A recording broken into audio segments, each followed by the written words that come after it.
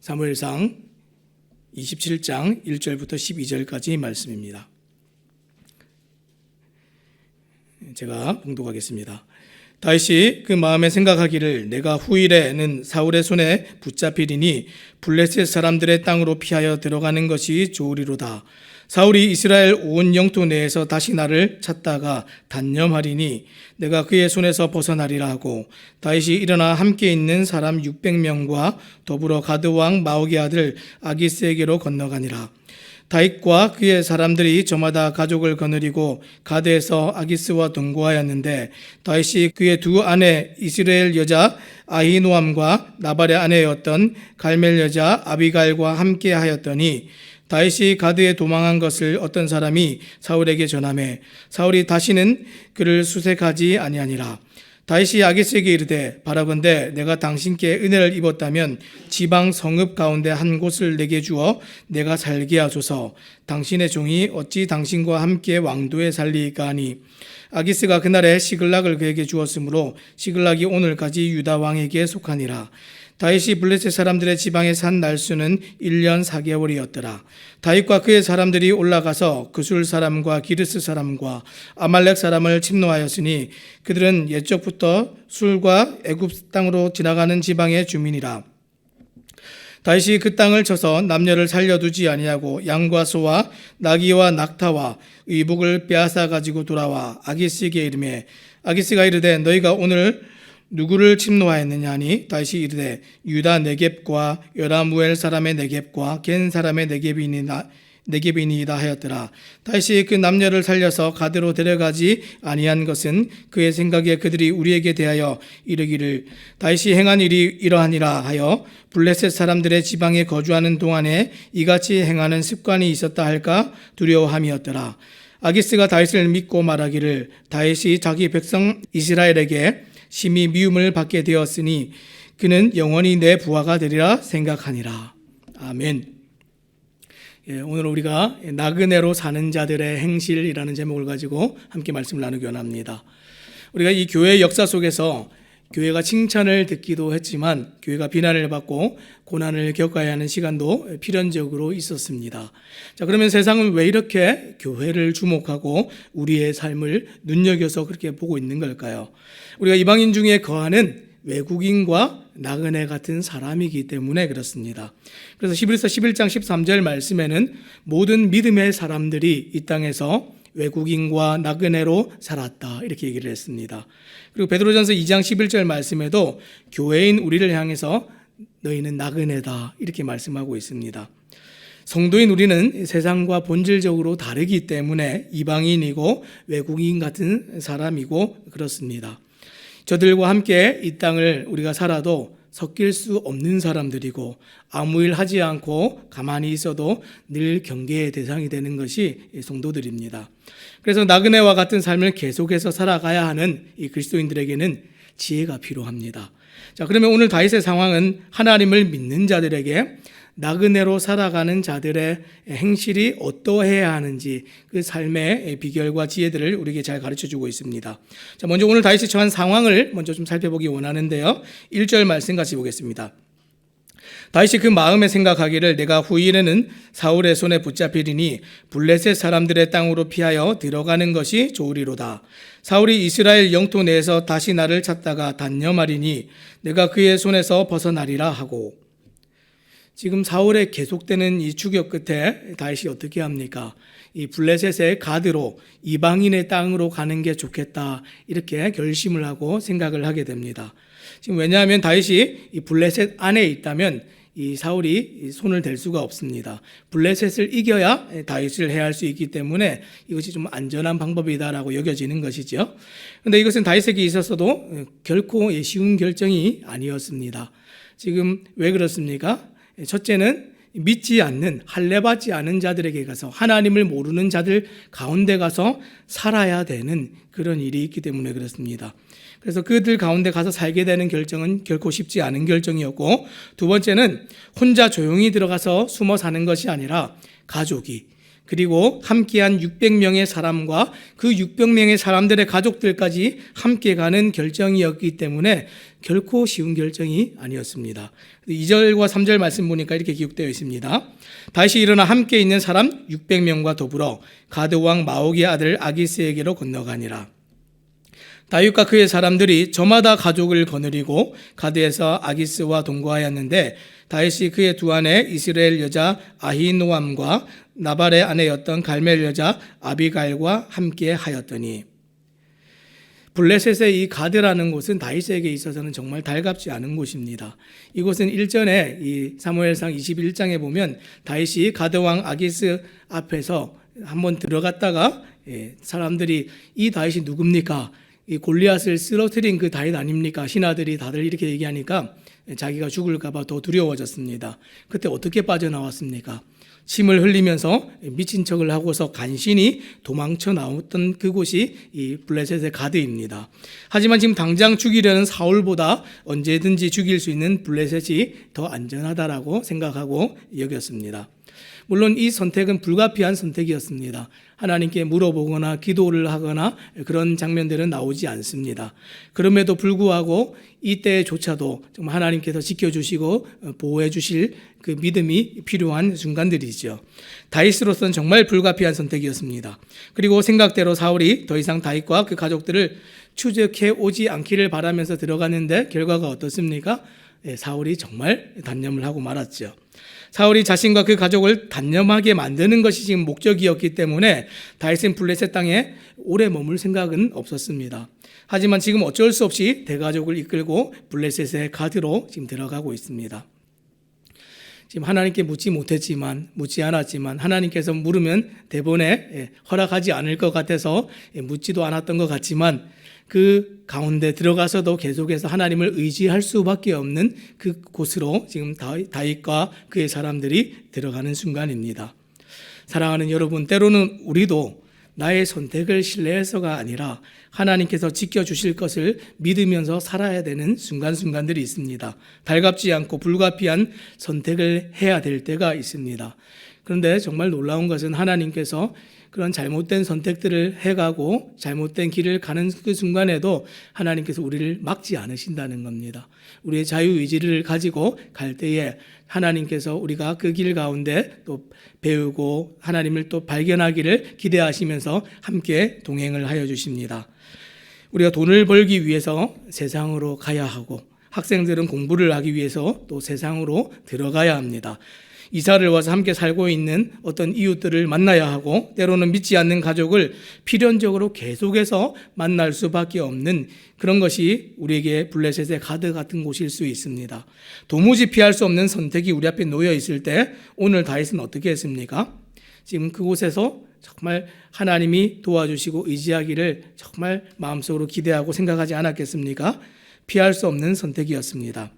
사실 예전에 혼자 도망하여 가드로 들어갔을 때 어땠습니까? 너무 두려워가지고 나왔었는데 이제는 그곳에 각각 식구들이 딸린 600명의 사람들을 데리고 들어간다는 것은 어떻습니까? 하나님께서 책임지실 것에 대한 믿음이 없이는 어쩌면 불가능한 일이었을 겁니다. 오늘 내가 반드시 이방인처럼 여겨지는 삶의 현장에 내가 오늘 가야 한다면 오늘 다윗을 기억하시기 바랍니다. 이스라엘에 계셨던 하나님이 블레셋에도 계시고 나의 직장에도 학교에도 삶의 모든 자리에 하나님 함께 가실 수 있는 우리 하나님이십니다. 지금 함께 가실 뿐만 아니라 오늘 하루에 우리의 안전을 지키시고 우리를 보존하시는 분이 하나님이십니다. 아마 다윗이 모든 것을 책임지려고 했다면 모두를 이끌고 블레셋의 가드로 가지 않았을 겁니다. 지금 혼자만 간다 해도 굉장히 복잡한 일이 많았는데 지금 600명의 사람과 그 식솔들까지 다 데리고 가는 순간입니다. 하지만 하나님께서 우리를 책임지신다는 믿음이 있을 때에만 어느 곳으로 가든지 상관이 없는 것이죠. 자, 그러면 하나님을 믿음으로 우리는 어떻게 살아가야 됩니까?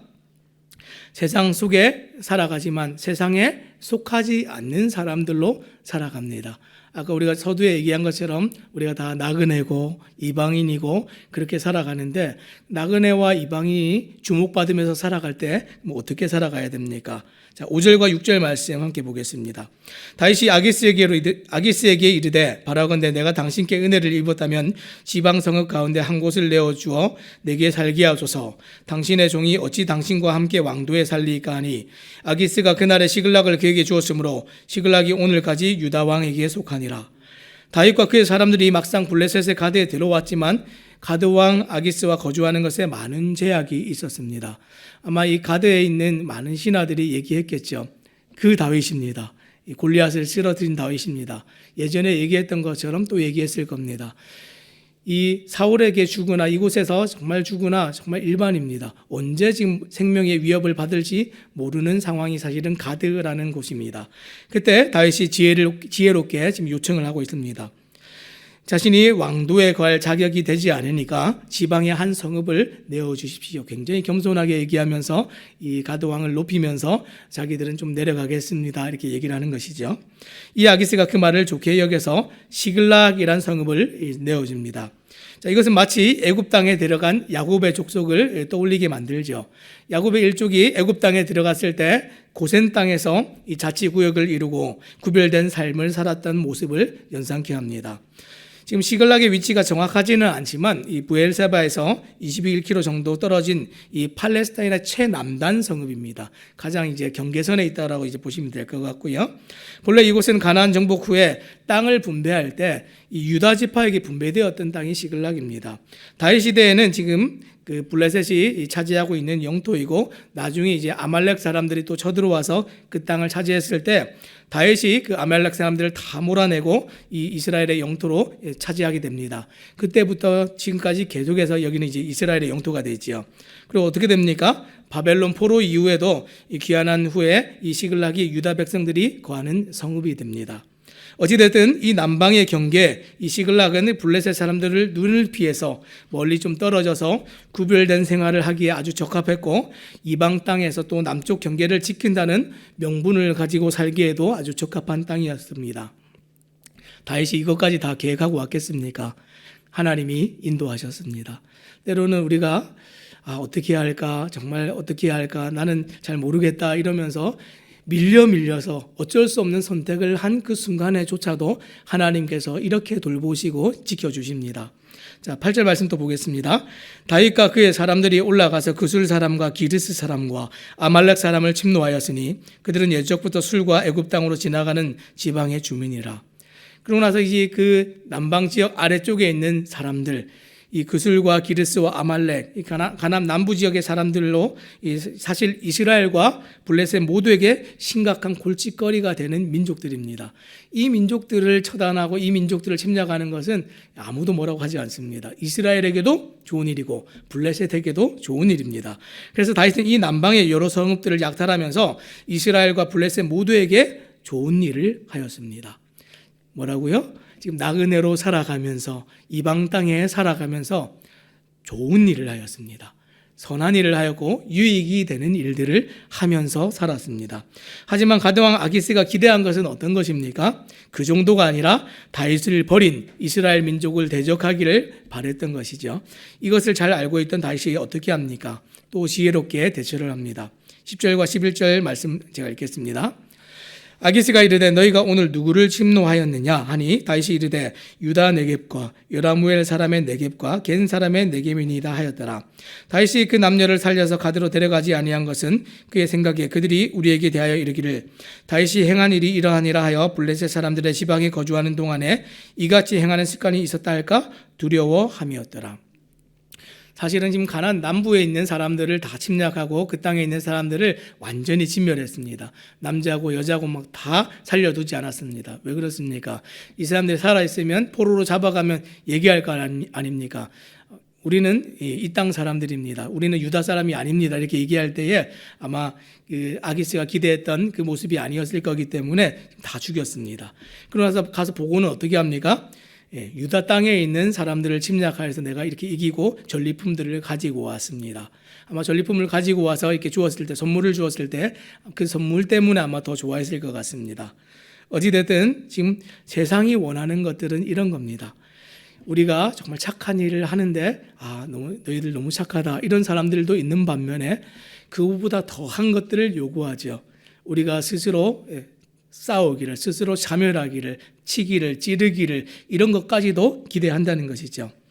착하고 좋은 일을 하지만 이 세상이 요구하는 모든 요구를 우리가 다 따라줄 수는 없습니다. 모두에게 착한 일을 하고 선행을 하고 정말 신뢰를 얻어가지만 하지만 끝까지 우리가 함께 할 수 있는 관계는 아니라는 것을 지금 성경이 우리에게 가르쳐주고 있습니다. 그래서 지금 다윗이 지금 이 시글락 땅에 바벨론의 가드에 들어가서 머물렀던 기간이 얼마입니까? 7절 말씀해 보니까 1년 4개월을 지내고 그곳에서 나오게 됩니다. 진짜 나그네 같은 삶을 살다가 나오게 되었습니다. 오늘 우리가 이 블레셋 땅에 들어가서 살았던 이 다윗의 모습을 볼 때에 우리가 좀 생각할 것은 어떤 것입니까? 지금 이 베드로전서 1장 17절 말씀해 보니까 이 나그네로 사는 사람들의 삶에 관해서 굉장히 비슷한 얘기를 하나 우리에게 말해주고 있습니다. 외모로 보시지 않고 각 사람의 행위대로 심판하시는 이를 너희가 아버지라 부른즉 너희가 나그네로 있을 때를 두려움으로 지내라. 나그네로 사는 사람들은 하나님이 보시는 줄 알고 사람들이 보는 것도 있겠지만 하나님이 보시는 줄 알고 이 행위대로 심판하시는 하나님 앞에서 두려움으로 지내라 그랬습니다. 우리의 삶의 행위가 중요하다. 착한 일을 하고 선한 일을 하고 이 사람들에게 정말 삶의 다른 방편들로 살아가는 이 모습을 보이는 것들이 굉장히 중요하다. 성경은 계속해서 그렇게 얘기하고 있습니다. 다윗이 몸은 블레셋에 있었지만 그는 기름 부음 받은 그 사람으로서 자신의 정체성은 잊지 않고 살았습니다. 그래서 구별된 장소와 구별된 곳에서 구별된 믿음의 공동체를 유지하면서 살았습니다. 나그네였지만 거기서도 블레셋에게 도움이 되고 이스라엘에게 또 도움이 되는 그런 착한 일을 하면서 살았습니다. 행실로 나타나는 삶이죠. 사실은 이 삶을 보면서 유익을 끼칠 때 사람들은 기뻐하고 즐거워해야 되는데 세상은 어떻습니까? 더 나아가서 이스라엘의 대적들과 싸울 뿐 아니라 이스라엘 자체와도 좀 싸워줬으면 좋겠다. 이스라엘 하나님을 좀 너희도 좀 대적했으면 좋겠다. 이렇게까지 요구할 때에 우리가 그것을 들어줄 수는 없는 것이죠. 우리가 믿음으로 살지만 세상이 요구하는 또 과도한 우리의 믿음을 포기하면서까지 살아야 되는 우리의 믿음을 내려놓으면서까지 요구되어지는 그 어떤 선택에는 우리가 응할 수가 없는 것입니다. 다윗은 도망자로 살면서 순종하면서 하나님 말씀 앞에서 눈앞에서 그 행실을 다 보였습니다. 지금 다윗이 행한 일이 무엇입니까? 아말렉을 진멸했습니다. 사울은 아말렉 진멸 명령이 떨어졌음에도 불구하고 불순종했던 반면에 다윗은 도망자로 살면서도 하나님 말씀에 순종하면서 그렇게 살아갔습니다. 비록 몸은 이 땅에 있지만 이 세상에 있지만 이방에 있지만 마음만은 하나님의 주권을 따라서 살고 하나님의 주권을 따라서 정말 신실하게 믿음으로 살아가는 것, 이것이 나그네로 살아가는 삶입니다. 사랑하는 여러분, 오늘도 우리가 예수님 믿지 않는 많은 사람들이 주변에 있고 예수님 믿지 않는 이 지도자들이 있을 때에 우리는 어떻게 살아갑니까? 누가 집권을 하고 국가 형편이 어떠하든지 이 세상은 결국 다윗이 살고 있는 블레셋 아기스의 통치 영역과 같습니다. 그 속에서도 현실과 타협하거나 안주하지 말고 우리가 하나님의 백성된 정체성을 우리가 지키면서 살아가는 것, 이것이 이 땅을 나그네로 사는 자들의 바른 행실이고 태도이고 우리의 지혜입니다. 다윗은 약속의 땅을 떠나 원수의 나라 블레셋으로 갔지만 세상이 교회보다 우호적이고 상식적인 곳이 되었지만 세상에서 그리스도인들은 어떻게 살아갑니까? 그 가치를 따르는 것이 아니라 그것을 거슬러서 세상에 유익을 끼치고 정말 이 복음을 전하고 사람들을 유익해 하지만 하나님을 떠나지 않는 그 자리를 지켜내는 삶으로 살아가는 것, 이것이 참된 나그네로 살아가는 성도들의 모습입니다. 사랑하는 여러분, 오늘 하루를 살아갈 때에 정말 어쩔 수 없이 만나야 되는 정말 그런 선택들이라 할지라도 때로는 내가 어쩔 수 없이 믿음 없이 정말 가야 되는 그 어떤 곳이라 할지라도, 때로는 내가 정말 만나기 싫고 가지 말아야 될 곳에 내가 서 있다 할지라도 우리 하나님을 믿는 믿음과 나의 정체성과 하나님께서 여기도 계셔서 우리를 선하게 또 인도하신다는 그 사실들을 믿으면서 또 오늘 하루를 살아가시는 우리 모든 성도님들 되시기를 주님의 이름으로 부탁드립니다. 기도하겠습니다.